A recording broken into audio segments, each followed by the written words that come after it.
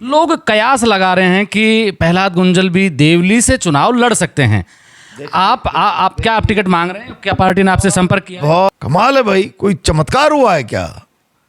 कोई जादू की छड़ी थी क्या? ऐसी कोई साइलेंट वेव भी नहीं थी, और साइलेंट वेव थी तो फिर जननायक जनता पार्टी एक खाता तो खोल देती, जिसको तो केवल इसी बात का दंड दिया कि अच्छा। लोग ये भी चर्चा कर रहे हैं कि जो देवली की टिकट है वो वहाँ से सांसद हरीश मीणा और सचिन पायलट मिलकर तय करेंगे। क्या इन दोनों से भी आपकी बातचीत हुई, और आपने नरेश मीणा का जो आप जिक्र कर रहे हैं, क्या इन नरेश मीणा के लिए वहाँ भी आपने पैरवी की है? बीजेपी के 10 महीने के कार्यकाल को किस तरीके से देखते हैं आप? 10 महीने के आसपास का समय हो गया। आपको लगता है कि भारतीय जनता पार्टी वो पार्टी रही है जिसका कभी आप हिस्सा रहे थे, और उन्हीं मूल्य और सिद्धांतों पे अब काम भी कर रही है जनता के लिए? राजस्थान की राजनीति के एक बड़े नाम प्रहलाद गुंजल जी हमारे साथ हैं। प्रहलाद जी, 7 विधानसभा सीटों पर राजस्थान में चुनाव है। क्या आपको लगता है कि हरियाणा की जो हार है कांग्रेस पार्टी की, उसका प्रभाव राजस्थान में देखने को मिलेगा? मैं नहीं मानता कि हरियाणा में कोई कांग्रेस पार्टी चुनाव हारी है। मैं वहाँ चुनाव में था। अगर आप इसको गड़बड़ नहीं कहें तो आप अंदाजा लगाइए,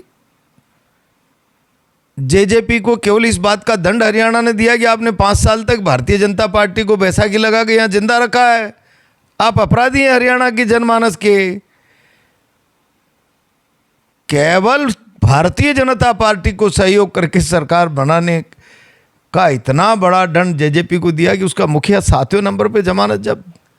ये ट्रेंड था हरियाणा का, और सारे एग्जिट पोल और सारे राजनीतिक विश्लेषक इस बीच में से ये जो परिणाम आना है, मैं समझता हूँ ये अब क्या कहेंगे लोग, तो जो नतीजे ईवीएम ने उगल दिए उसको सच मानेंगे, लेकिन ये जनता का फैसला नहीं है, इसमें कुछ घालम पहल है, और राजस्थान इस मामले में सजग है। यहाँ पर भारतीय जनता पार्टी चुनाव हारेगी सब जगह पर। प्रहलाद जी, और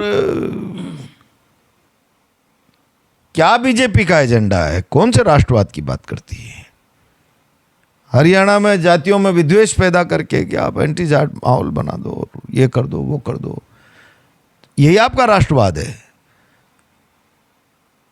आप वोट के लिए सांप्रदायिक बात बोलो, वहां तक भी बात समझ में आती है, हालांकि सियासत को हिस्सा बनना ही नहीं चाहिए इस बात का। अब तो आप सत्ता के लिए जातियों को लड़ाने लग गए। ये राष्ट्रवाद है क्या आपका? यही असली चेहरा है क्या आपका? आपस में जातियों में विद्वेष फैल जाना चाहिए, एंटी कास्ट रिएक्शन हो जाना चाहिए, क्या समाज को बांटकर आप सत्ता में बने रहना चाहते हैं? कमाल है भाई, किस तरीके का राष्ट्रवाद है? मैं तो आश्चर्य होता है मुझे तो कि बीजेपी में कोई एथिक्स नाम की कोई चीज़ें बची नहीं है, और इतना सत्ता के लिए गिर जाएंगे। पहले धर्मों के आधार पर बंटवारा करो, अब तो जातियों में ही आपस के रिएक्शंस और रिवेंज और बंटवारे कर दो। हमारी तो सत्ता बनी रहनी चाहिए यार। देश देख रहा है भाई इस अपराध के लिए। ठीक, आप एक बार पायदान चढ़ गए, लेकिन अंतत्वगत्वा जब समाज इस पर पारदर्शिता से, जिम्मेदारी से विचार करेगा, दंड के भागीदार होंगे बीजेपी के लोग। इनका नकली चेहरा राष्ट्रवाद का, राष्ट्रीयता का है, धीरे धीरे बेनकाब होता जा रहा है। प्रहलाद जी, ये जो ईवीएम का मुद्दा आप बता रहे हैं, या फिर कोई और गड़बड़ी की बात करें, हर चुनाव के बाद जहाँ जहाँ कांग्रेस हार जाती है वहाँ कांग्रेस के नेता इसी तरीके की बात करते हैं। जनता इस मामले से वो ऊब चुकी है। अब मेरा दूसरा सवाल कि राजस्थान की 7 सीटों पर उपचुनाव है। सुन लीजिए, कांग्रेस के नेता नहीं, मैं अपने स्वभाव का व्यक्ति हूँ। जहाँ सच होता है उस सच को हार के रूप में भी स्वीकार करना पड़े तो करते हैं। मैंने हरियाणा का जनमानस देखा, उस आधार पर मैं बात कर रहा हूँ। बीजेपी क्या बोल रही है, मीडिया क्या बोल रहा है, कोई मायना नहीं रखता इस बात का। हरियाणा का जनमानस जिसको पूरे देश ने पढ़ा है, पूरे देश ने समझा है, सारे देश के मीडिया ने बोला है कांग्रेस लीड कर रही है। कमाल है भाई, कोई चमत्कार हुआ है क्या? कोई जादू की छड़ी थी क्या? ऐसी कोई साइलेंट वेव भी नहीं थी, और साइलेंट वेव थी तो फिर जननायक जनता पार्टी एक खाता तो खोल देती, जिसको तो केवल इसी बात का दंड दिया कि अच्छा, हम 5 साल पहले बीजेपी हटाना चाहते थे, तुमने बैसाखी लगा के और 5 साल राज में रखा ना, जरा इलाज करते हैं तुम्हारा। वो तो साफ हो गए और ये राज में आ गए। देखिए, पारदर्शिता से विश्लेषण करना सीखिए। पत्रकार हो, आपसे मैं ब्रदरली इस बात की प्रार्थना कर रहा हूं, और ये पक्ष जाना चाहिए देश के सामने, वरना लोकतंत्र के मायने खत्म हो जाएंगे। यार क्या तमाशा है क्या ये? और 7 विधानसभा का चुनाव है, 7 राजस्थान की जनता कांग्रेस को जिताएगी। लोग कयास लगा रहे हैं कि प्रहलाद गुंजल भी देवली से चुनाव लड़ सकते हैं। आप क्या आप टिकट मांग रहे हैं? क्या पार्टी ने आपसे संपर्क किया? बहुत क्लियर कट कंसेप्ट है, मैं कोई चुनाव नहीं लड़ रहा हूं, न मैं टिकट मांग रहा हूं। वेरी फर्स्ट डे से ही मैंने पार्टी के प्रदेश अध्यक्ष जी से और जिस भी नेता से मेरा संवाद हुआ है, मैंने कहा है नरेश मीणा को चुनाव लड़ाओ।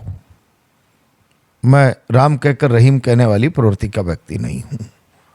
न मैंने टिकट मांगा है, न मैं चुनाव लड़ रहा हूँ, न लड़ना चाहता हूँ। और मेरा नज़रिया, मेरा जो पक्ष था, बीजेपी वहाँ गुजर उम्मीदवार उतारती है, पिछले 3 चुनाव का ट्रेंड है। कांग्रेस मीणा को उतारती है। नरेश नौजवान है, उभरता हुआ चेहरा है, पार्टी के लिए एक एसेट बनकर तैयार होगा। मेरी भावना मैंने पार्टी के सामने रखी।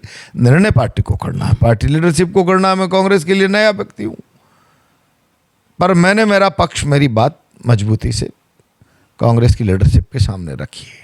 लोग ये भी चर्चा कर रहे हैं कि जो देवली की टिकट है वो वहाँ से सांसद हरीश मीणा और सचिन पायलट मिलकर तय करेंगे। क्या इन दोनों से भी आपकी बातचीत हुई और आपने नरेश मीणा का जो आप जिक्र कर रहे हैं, क्या इन नरेश मीणा के लिए वहाँ भी आपने पैरवी की है? मैं व्यक्तिगत रूप से टाइम लेके हरीश जी से मिला हूँ, आधे घंटे चर्चा हुई है, और मैंने उनसे कहा है कि ये अवसर होते हैं चुनाव के, और ऑर्गेनाइजेशन में कोई दायित्व बढ़ते समय जब काम करने वाले लोगों को अवसर देके और उनको स्थापित कर सके, और वो एसआरटी पार्टी की पूंजी बनती है और लंबे समय का निवेश होता है व्यक्ति को खड़ा करना। उन्होंने इस पर गंभीरता से मेरे पक्ष को सुना है, नरेश के मामले को। सचिन जी से नरेश मीणा खुद मिलकर आए। एक बाप पार्टी भी आदिवासी इलाके में, और जिस इलाके से आप आते हैं हाड़ौती के क्षेत्र से, वहाँ बाप पार्टी भी पैर फैलाते हुए जा रही है। एक इलाका तो उनके कब्जे में आ गया, वहाँ बीजेपी और कांग्रेस को लग रहा है ऐसा। तमाम जो लोग जो वहाँ जाते हैं वो मानते हैं कि जो 84 विधानसभा है वहाँ से तो बाप पार्टी के सामने ना बीजेपी है ना कांग्रेस है। आपको कितनी उम्मीद है कि 7 सीटों में से कौन कौन सी सीट कांग्रेस जीत पाएगी? देखिए, 84 और खिंवसर के बारे में तो कांग्रेस के नेतृत्व को तय करना है कि गठबंधन से लड़ना है या इंडिविजुअल लड़ना है। इसलिए आज मैं उस पर न तो टिप्पणी करने के लिए अधिकृत हूँ, न कोई किसी प्रकार की बात करना चाहता, न कोई उस प्रकार की बात करना मेरे लिए उचित होगा। ये कांग्रेस के नेतृत्व को तय करना है, फिर जो भी निर्णय होगा उस पर पूरी ताकत से जिम्मेदारी के साथ लगेंगे, लड़ेंगे। और हाड़ौती में बाप पार्टी का कोई वजूद नहीं है, आपके पास गलत जानकारी है। अभी तो कोई आई एंट्री नहीं है हाड़ौती में। बाप पार्टी को कोई बाप पार्टी भी है, ये भी हाड़ौती के जहन में नहीं आया अभी तक। ठीक है, कोई अखबार की खबर से कि एक सांसद बांसवाड़ा से बाप पार्टी से जीते हैं, न्यूज हो सकती है हाड़ौती के लिए। काम हाड़ौती में बाप का कुछ नहीं है। बीजेपी के 10 महीने के कार्यकाल को किस तरीके से देखते हैं आप? 10 महीने के आसपास का समय हो गया। आपको लगता है कि भारतीय जनता पार्टी वो पार्टी रही है जिसका कभी आप हिस्सा रहे थे, और उन्हीं मूल्य और सिद्धांतों पे अब काम भी कर रही है जनता के लिए? मैंने जिस रोज पार्टी छोड़ी थी शायद आप लोग नहीं थे, और आप लोगों को वो स्मरण रहा है कि नहीं रहा है, वो बीजेपी है कहाँ? जिस रोज हमने बीजेपी की सदस्यता ग्रहण की थी तब तो ये नारा लगता था, व्यक्ति से बड़ा समाज, समाज से बड़ा राष्ट्र, व्यक्ति से बड़ा दल और दल से बड़ा राष्ट्र। ये तो अब की बार 400 पार में झटका खा गए तो भाजपा की बात करने लगे, वरना तो मोदी मोदी मोदी। इस संसार में व्यक्ति पूजा जितनी भारतीय जनता पार्टी में स्थापित हो गई, सारी परंपराओं को, सारे एथिक्स को, मूल्यों को ख़त्म करके कहाँ गए वो एथिक्स और नारे? व्यक्ति से बड़ा दल, व्यक्ति से बड़ा समाज और उससे बड़ा राष्ट्र।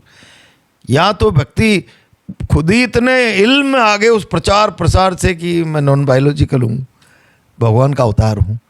कहाँ ले जाएंगे आप देश को? क्या मुझे तो लगता है कभी कभी कि इस अहंकार में आपके पास कोई बुद्धिमत्तापूर्ण सोच भी बचा है कि नहीं बचा, जिसमें राष्ट्र और राष्ट्र का आम आदमी आपके जहन में और आपके एजेंडे में हो। कमाल है भाई, बीजेपी में कुछ नहीं बचा अब, केवल खोखले नारे हैं और नारों के आधार पर देश कुछ समय भ्रम में रह सकता है, लेकिन अब वो भ्रम टूटता जा रहा है।